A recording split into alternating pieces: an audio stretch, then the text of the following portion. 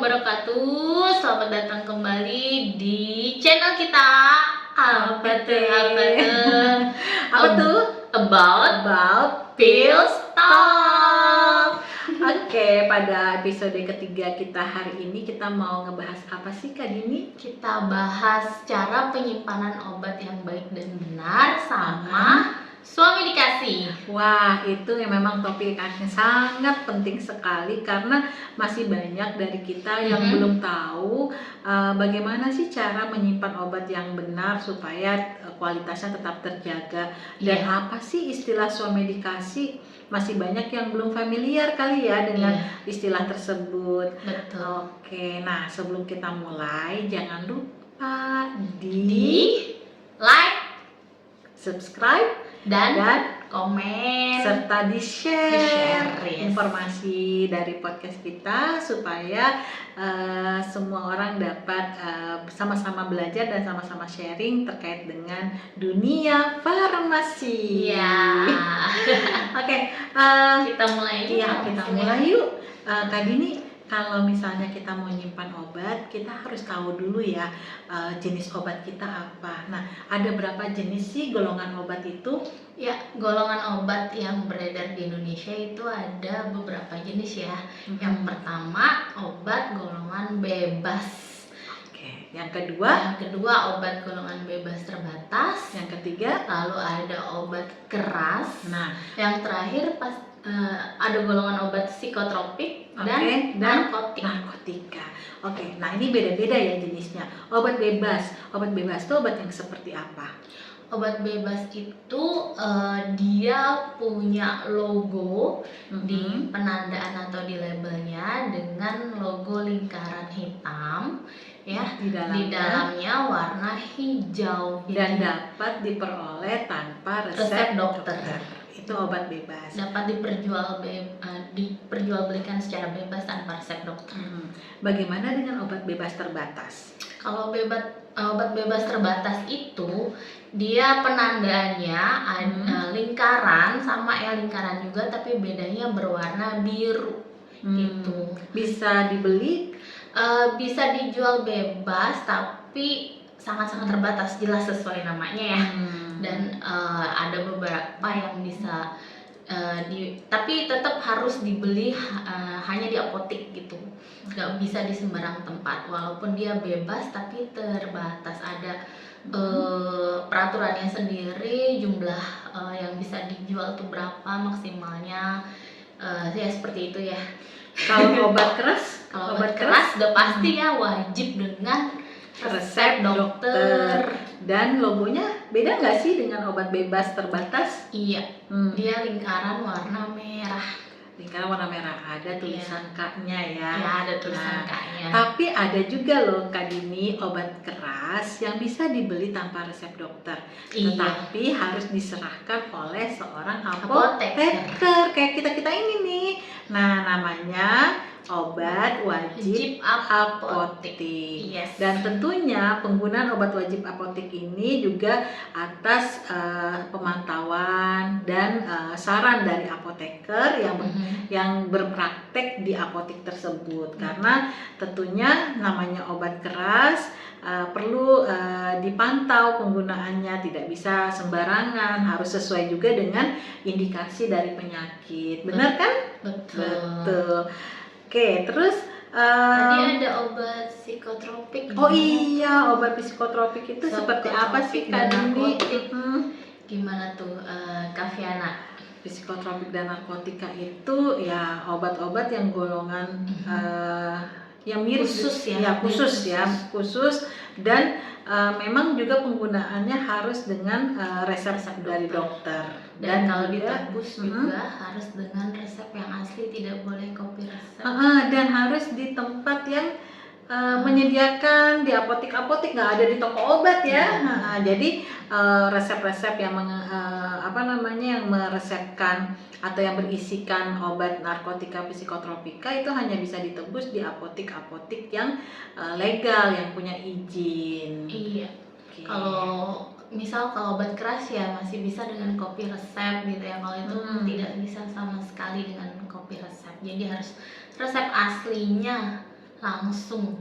Gimana kalau misalnya nggak ditebus semua tuh, Kak Vera? Berarti cuma separuhnya ya. Iya, Nah, misal separohnya. diberikan kopi resep tetapi tidak boleh ditebus di tempat yang lain. Harus Jadi, kembali lagi ke apotek di tempat yang sama. pertama ya, yang sama. Itu khusus obat narkotika dan psikotropika. Oke. Kalau Hubungannya apa nih dengan penyimpanan? ya tentunya cara menyimpannya beda-beda ya Iya. Kak Dini, dan contoh obatnya juga beda-beda. Kalau obat bebas tadi kan dia memiliki logo lingkaran warna hijau, contohnya ya obat-obat flu ya, obat sakit kepala, obat demam, itu banyak sekali obat bebas. Kalau obat bebas terbatas ya ada beberapa misalnya obat batuk gitu ya. Obat batuk, flu juga Ada beberapa obat bebas flu terbatas. juga. Nah, sementara kalau obat keras udah pasti yang harus pakai resep dokter, dan biasanya disimpannya itu di bagian dalam, di lemari dalam dari apotek. Sementara kalau obat bebas dan obat bebas terbatas itu biasanya di OTC ya, di bagian depan, di bagian kalau kita masuk apotek itu kan ada bagian rak bagian depan, etalase yang di depan. Nah, itu biasanya untuk meletakkan obat-obat bebas dan bebas terbatas. Ya, kalau obat keras, psikotropik dan narkotik di dalam. Khususnya lagi kalau narkotik itu di lemari khusus, psikotropik dan narkotik itu lemari khusus yang terpisah. Psikotropik sendiri, narkotik sendiri. Ada kuncinya juga ya. Iya. Dan kuncinya itu dipegang oleh siapa Kak Dini? Hanya oleh apoteker, khususnya apoteker penanggung jawab. Gak boleh sembarangan petugas yang bertugas di apotek itu pegang kuncinya. Nah, kemudian sebelum kita tadi kita udah tahu ya bagi jenis-jenis atau golongan obat. Nah, sebelum kita melanjutkan ke bagaimana cara menyimpan obatnya, kita perlu tahu dulu bagaimana cara kita memperoleh obat. Memperoleh obat tadi itu gimana? Obat bebas kita belinya di mana sih? Boleh nggak sih kita beli obat itu di warung gitu? Ya. Kalau misalnya obat bebas masih diizinkan gitu ya, masih diizinkan bisa beli di mana aja termasuk di warung. Toko obat bisa, toko obat apotek berizin apalagi ya? Iya, toko obat berizin. Tapi kalau untuk obat bebas terbatas, obat keras, psikotropik, narkotik hanya di apotek. Gitu. Oh ya, obat bebas terbatas masih bisa ya di toko obat ya. Toko obat, tapi tentunya toko obatnya harus memiliki izin yang legal ya. Jadi nggak bisa sembarangan kita membeli obat. Yes. Nah, kemudian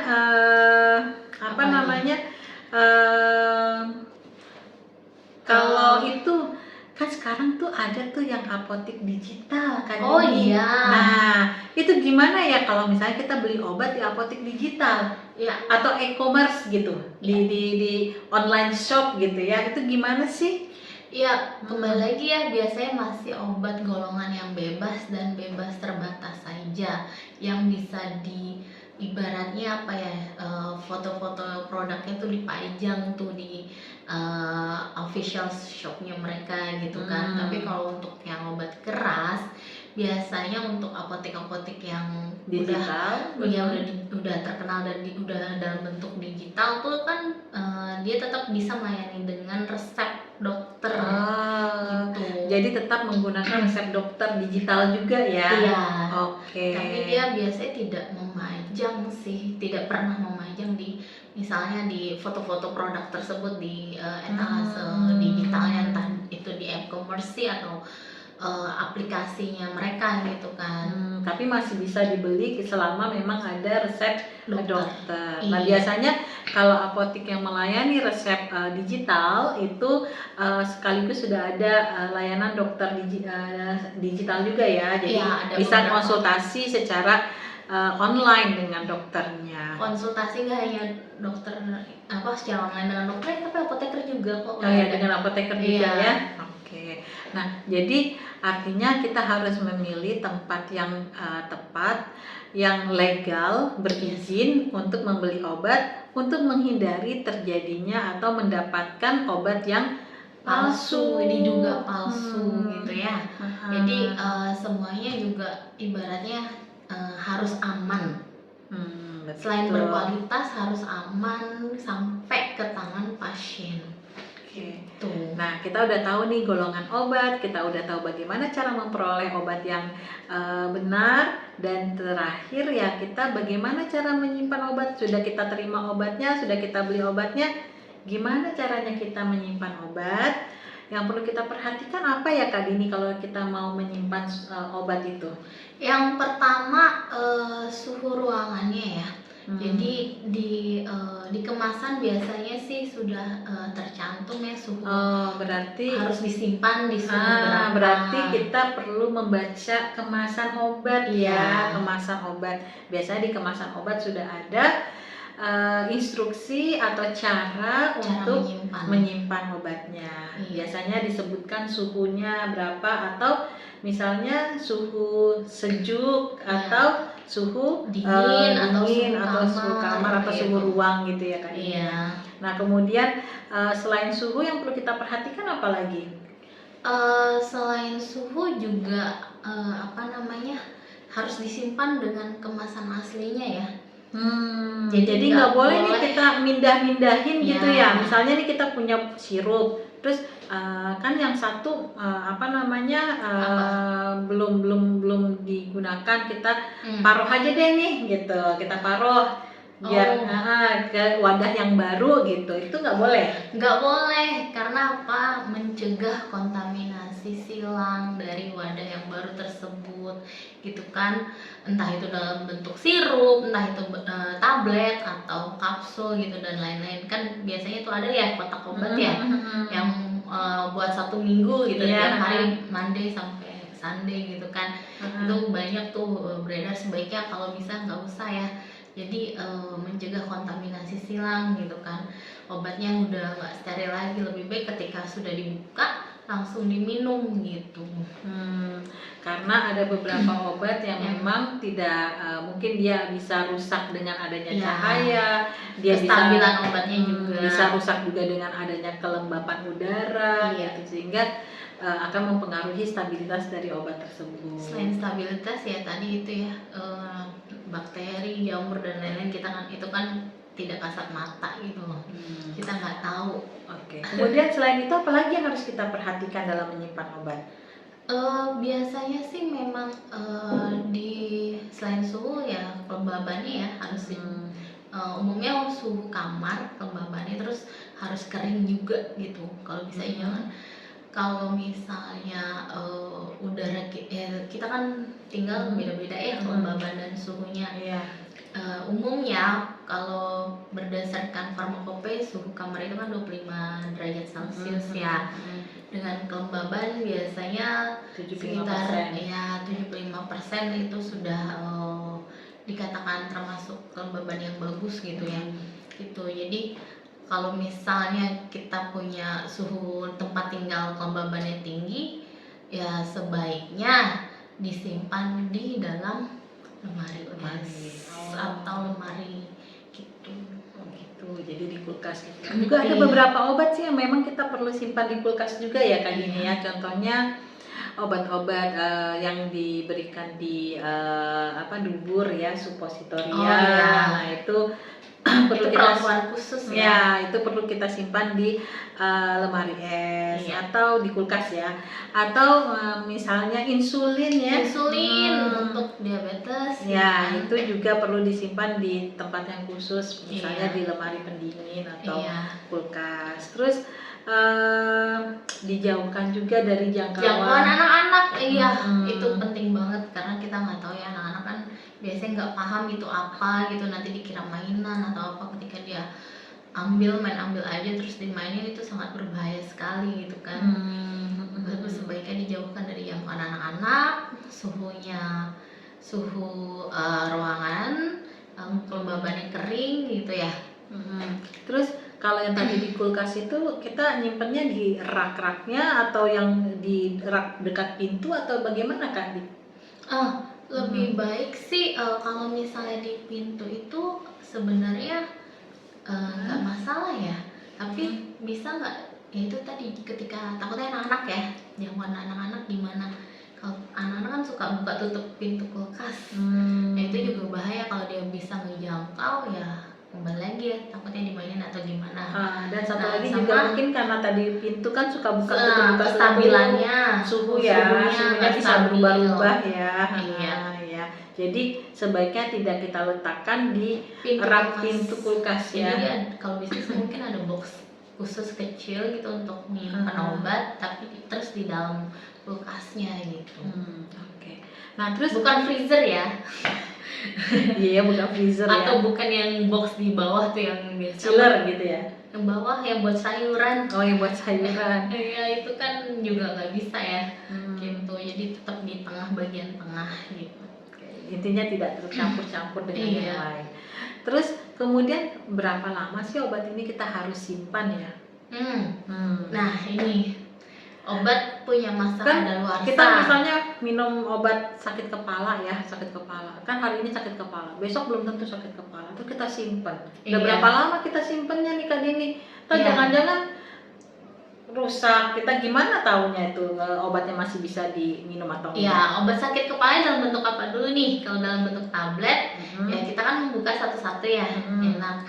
Jadi sesuai tanggal expired date-nya. Ya, kalau seperti tablet atau kapsul. Kalau sirup, kayak untuk anak-anak gitu ya, sediaan sirup, ya kalau belum dibuka sama sekali tetap harus sesuai tanggal expired. Tapi kalau sudah dibuka, itu udah maksimum banget 3 bulan setelah dibuka. Jadi misal tanggal 5 Maret dibukanya, berarti masa kita sebutnya beyond use date, masa yang masih bisa dipakai atau baik untuk digunakan, aman gitu ya untuk digunakan, itu maksimal 3 bulan. Jadi Maret, April, Mei, Juni, maksimal 5 Juni itu udah nggak bisa dipakai lagi, udah harus dibuang gitu.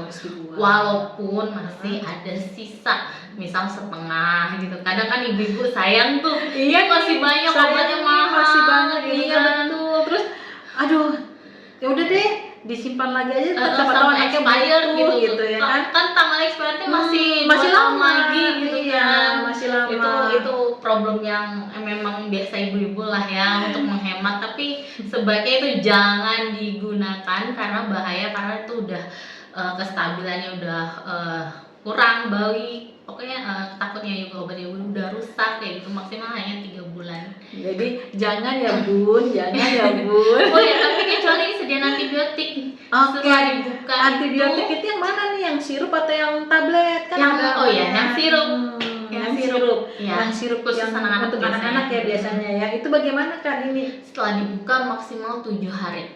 7 hari. Kalau masih ada gitu, kita misalnya lupa nih yang terakhir diminum, masih ada, besok-besok boleh nggak sih gitu? Ini udah 7 hari nih. Antibiotik itu kan harus habis ya. Dan biasanya satu botol itu nggak nyampe seminggu. 3-4 hari itu sudah habis biasanya. Gitu. Kadang-kadang kan si bunda-bunda di rumah ini biasanya kalau anak udah nggak ngerasa sakit, nggak ngerasa rewel, udah obatnya dihentikan. Nah itu salah. Penggunaannya kalau khusus antibiotik wajib banget sampai habis. Nah karena sampai habis itu hanya maksimal 3-4 hari itu udah maksimal banget. Itu sediaannya tuh pasti udah habis, nggak ada lagi gitu. Nah kalau misalnya karena sayang tadi, pokoknya setelah dibuka hanya maksimal 7 hari, setelah itu wajib dibuang. Karena apa? Udah nggak efektif lagi obatnya gitu. Obatnya sudah mengalami degradasi atau apa sih degradasi itu, peruraian, udah berubah ya, udah nggak bagus untuk dipakai lah intinya gitu ya. Jadi makanya kita penting sekali memperhatikan tidak hanya penyimpanannya saja, kita juga perlu memperhatikan berapa lama obat ini bisa kita gunakan, bisa kita simpan ya. Karena ternyata tadi expired date dengan beyond use date tadi, waktu yang sudah dibuka berapa lama digunakannya itu bisa beda-beda ya. Misalnya expired date-nya 2 tahun, 3 tahun, tapi kalau kemasannya dibuka dia cuma bisa bertahan 3 bulan. Ya kan sayang banget ya kalau bunda-bunda sih biasanya begitu. Tapi untuk keamanan keamanan anak atau diri sendiri lebih baik diikuti maksimal hanya 3 bulan. Kalau antibiotik 7 hari. 7 hari. Itu terkait dengan expired date dan beyond use date ya kayak. Nah, kemudian tadi itu tuh swamedikasi. Apa sih swamedikasi? itu istilahnya baru ya. Kayaknya belum banyak yang familiar atau mungkin pernah dengar tapi ya nggak tahu, nggak ngeh itu apa suamedikasi itu. Iya, gitu. kalau untuk tenaga medis mungkin udah familiar banget ya suamedikasi, tapi untuk masyarakat awam saya pikir mungkin baru denger gitu ya. Apa itu suamedikasi? Suamedikasi itu upaya atau cara diri sendiri untuk mengobati diri sendiri, biasanya untuk penyakit-penyakit yang masih ringan kayak batuk, flu, sakit kepala, itu kita masih diare. oh ya diare juga bisa, itu diare kita juga masih bisa ngobatin sendiri atau konsultasi datang ke apotek gitu, konsultasi dengan apoteker.